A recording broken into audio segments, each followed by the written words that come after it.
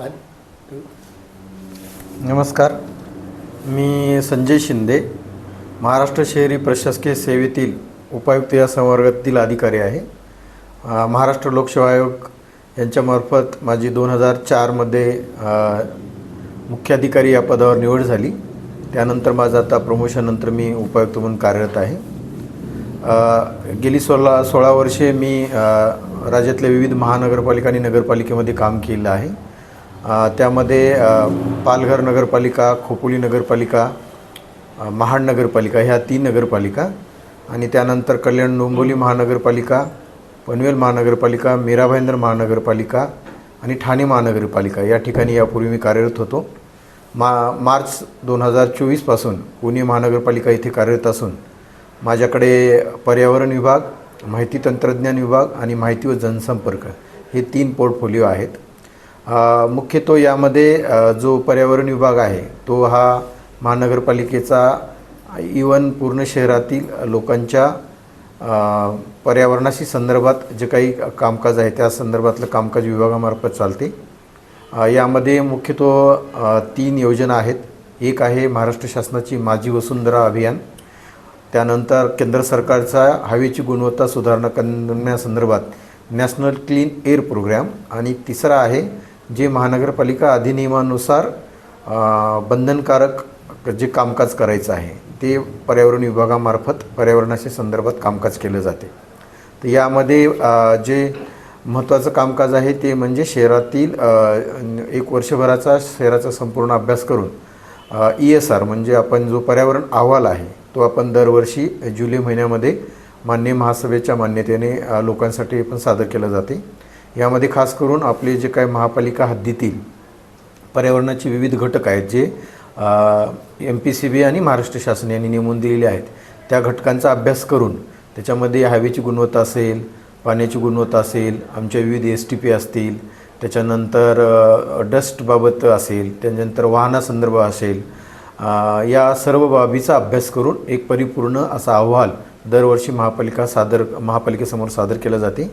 त्यामध्ये महापालिकेने केलेले कामकाज, अजून त्या संदर्भात अजून करावयाचे कामकाज आणि आपल्या शहरातील जीवन जगण्यासाठी लोकांना जे आवश्यक पर्यावरणासंदर्भात घटक असतात त्याची परिपूर्तता करण्यासाठी विविध महापालिकेच्या इतर विभागांनी जे काही कामकाज करायचं असते त्या संदर्भातल्या सूचना किंवा त्याबाबतचे सजेशन आपण त्या अहवालामध्ये समावेश करत असतो. त्यानंतर महत्त्वाचा दुसरा भाग आहे तो म्हणजे आपल्या शहरामध्ये जे काही मुख्य 3 तलाव आहेत आणि मुळा मोठा नदी आहे त्या नदीमध्ये जे जलपर्णी वाढते त्यामुळं पाण्याचं अशुद्ध होते. तर ती जलपर्णी वाढू नये यासाठी महापालिकेच्या पर्यावरण विभागाच्या वतीने कामकाज केलं जाते. त्यामध्ये मेकॅनिकल मशीनद्वारे आपण मुळा मोठा नदी, कात्रज तलाव, त्याच्यानंतर पाषाण तलाव आणि जांभूळवाडी तलाव या 3 तलावामधलं जे जलपर्णी आहे ते साधारणतः डिसेंबर, जानेवारी, फेब्रुवारी या महिन्यामध्ये त्याचं मोठ्या प्रमाणात वाढ होत असते. ती जलपर्णी काढण्याचं कामकाज महापालिकेच्या वतीने केले जाते. यासोबतच शहरातील जे पर्यावरण तज्ज्ञ आहेत, ज्या विविध NGO आहेत या सर्वांशी संपर्क ठेवून त्यांच्या सूचना घेऊन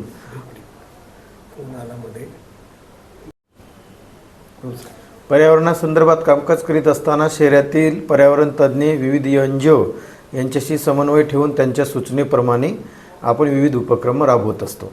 त्यानंतर महाराष्ट्र शासनाची जी माझी वसुंधरा अभियान आहे यामध्ये विविध घटक आहेत. त्यामध्ये पंचतत्व या जे महाभूत आहेत पंचतत्वाची त्यावर आपण कामकाज करत असतो. यामध्ये पृथ्वी, अग्नी, वायू या घटकावर आपण विशेषतः भर देतो. त्याचप्रमाणे आपल्या शहरामध्ये जे एनर्जी आहे, क्लीन एनर्जी वापरण्यासंदर्भात नागरिकांना मार्गदर्शन केलं जाते. याच्यामध्ये इलेक्ट्रिकल गाडी खरेदी संदर्भात असेल, चार्जिंग स्टेशन असेल, सोलार पॅनल असतील याबाबतचं मार्गदर्शन किंवा त्याबाबतचे जे काही स्टडी रिपोर्ट आहेत त्याबाबतचं सुद्धा कामकाज पर्यावरण विभागात केलं जाते. त्यानंतर सर्वात महत्त्वाचा घटक आहे केंद्र सरकारचा नॅशनल क्लीन एअर प्रोग्राम. हा 5 वर्षाचा पथदर्शी कार्यक्रम आहे केंद्र सरकारचा. यामध्ये शहरातील हवेची गुणवत्ता सुधारण्यासाठी ज्या काही विविध उपाययोजना करायच्या आहेत त्या केल्या जातात. केंद्र सरकारकडून 2026 पर्यंत साधारणतः 311 कोटी रुपये महापालिकेला मिळणार आहेत. त्याच्यातून विविध विभागामार्फत कामकाज केलं जाते. यामध्ये खास करून जे विद्युत विभाग आहे त्यामध्ये आपल्या ज्या वेगवेगळ्या स्मशानभूमी आहेत त्या ठिकाणी विद्युत वाहिनी, गॅस वाहिनी करण्याचं कामकाज केलं जाते. गार्डन डिपार्टमेंटमार्फत विविध ठिकाणी झाडं लावण्याचं कामकाज केलं जाते. त्याच्यानंतर ज्या PMPL आहे त्या PMPLकडे आपल्या ज्या बसेस, इलेक्ट्रिकल बस खरेदी करण्याचा विषय आहे, तर त्यासाठी आपल्याकडून निधी उपलब्ध करून दिला जातो त्यांना. त्याच्यानंतर पथ विभागामार्फत विविध ठिकाणी जे ट्रॅफिक जंक्शन आहेत त्या ठिकाणचे फुटपाथ डेव्हलप करणं असेल, त्याच्यानंतर डिवायडर करणं असेल, RCC रोड करणं असेल, सायकल ट्रॅक करणं असेल, अशा प्रकारचे विविध कामकाज त्या प्राप्त होणाऱ्या निधीतून केलं जाते, जेणेकरून शहरातील हवेची गुणवत्ता सुधारण्यासाठी मदत होईल. त्यानंतर माझ्याकडे दुसरा महत्त्वाचा विषय आहे, तो आहे माहिती व जनसंपर्क, जो आपण PRO डिपार्टमेंट म्हणतो. यामध्ये आपले जे काही पत्रकार बंधू आहेत त्यांच्याशी समन्वय ठेवून जे महापालिका संदर्भात जे काही विविध कामकाज चालते त्याची जनजागृती त्यांच्यामार्फत करणे, सोशल मीडिया आणि पत्रकार बंधू यांच्या मदतीने आपल्या शहरातले जे काही महापालिका जे काम करते ते लोकांपर्यंत पोहोचवण्याचं काम हे PRO डिपार्टमेंटमार्फत केलं जाते. अजून तिसरा महत्त्वाचा विषय आहे तो म्हणजे माहिती व तंत्रज्ञान, ज्याला आपण IT डिपार्टमेंट म्हणतो.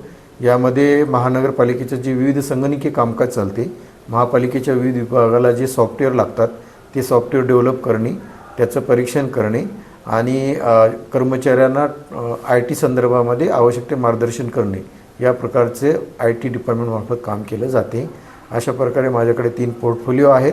याबाबत आमचा हाच उद्देश आहे की नागरिकांना ईज ऑफ डुईंग म्हणजे जास्तीत जास्त ऑनलाईन सेवा कशा मिळतील, हे शहर अजून राहण्यासाठी अतिशय चांगलं, सुंदर, स्वच्छ पुणे कसे राहील यासाठी भर देणे आणि महापालिका जे काही कामकाज करते ते आपल्यापर्यंत पोहोचणं हा महत्त्वाचा विषय माझ्या विभागामार्फत आम्ही केला जातो.